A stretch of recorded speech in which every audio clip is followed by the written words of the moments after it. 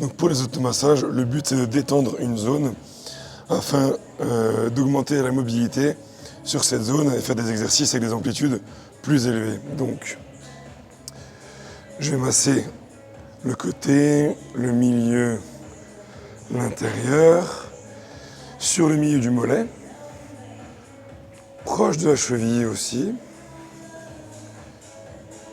et également proche du genou. Je vais insister sur les points plus douloureux, par exemple moi j'en ai un juste ici, et bien je vais venir insister dessus. L'erreur courante serait de faire une apnée ou de faire des grimaces. On veut donner le message au corps que c'est facile, que c'est sans douleur, même s'il y a de la douleur. Et je veux respirer au maximum. Je change de pied régulièrement, et ainsi de suite. Je peux également insister sur un point douloureux. Je mets du poids dessus bien comme il faut. Et là, je vais étirer, relâcher. Une autre technique aussi, ce serait d'étirer et de masser. Ça, c'est un peu plus supportable. Ou alors, complètement relâcher.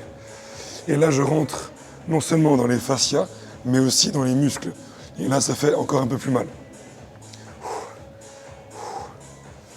Donc, 1 à 2 minutes par côté, plusieurs fois pour bien détendre la zone, afin de la préparer à l'effort.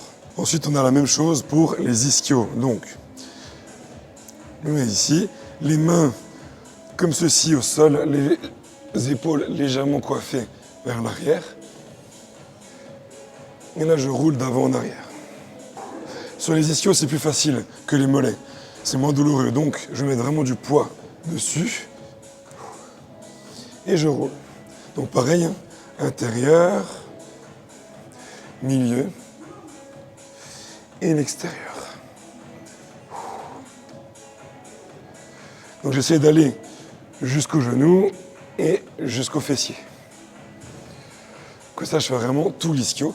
Donc avant du soulevé de terre, c'est intéressant, avant des squats, c'est intéressant, avant des fentes, c'est intéressant.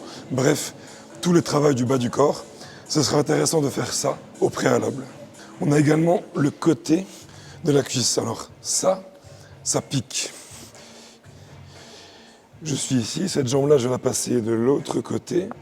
Le pied qui est au sol ici, celui-ci aussi, et les mains vont servir à délester un petit peu.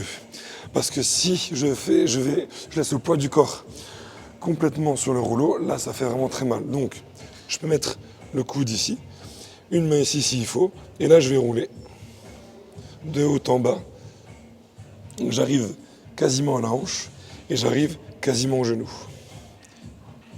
Donc là on masse le fascia lata, c'est un tendon qui passe sur le côté, toujours très tendu chez les personnes qui font de la course à pied par exemple, ou des efforts longs avec les jambes. Pareil pour les serveurs ou ce genre de métier où on marche beaucoup. Une autre méthode aussi, ce serait de s'arrêter sur le point douloureux. Quand je suis allongé ici, bras tendus, c'est au bout du majeur ici. Donc le point qui est juste là. Donc je vais me mettre en place, je vais m'appuyer dessus. Et là je vais plier et déplier la jambe. Je laisse la place ici. Et ainsi de suite. En plus, ça vous fait un petit peu le gainage des obliques sur le côté. Vous êtes obligé de délester un petit peu le poids. Donc, on allie l'utile à l'agréable.